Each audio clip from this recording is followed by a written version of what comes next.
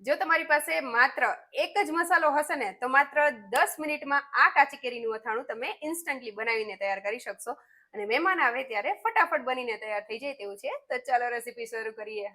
તો સૌથી પહેલાં આપણે તેલ ગરમ કરવા માટે મૂકીશું. મેં અહીંયા શીંગ તેલનો ઉપયોગ કરેલો છે ને અટકળે જ ગરમ કરવા માટે મૂકેલું છે. જેટલું જોશે એટલું લઈ લેશું. તેમાંથી થોડા એવા ધુમાડા નીકળે એ રીતનું ગરમ કરવાનું છે. બહુ વધારે ગરમ નહીં કરવાનું, બળી જાય એવું.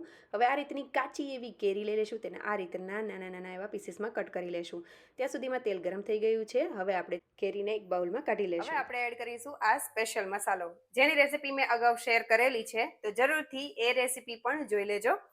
તો આ છે મેથીયો મસાલો.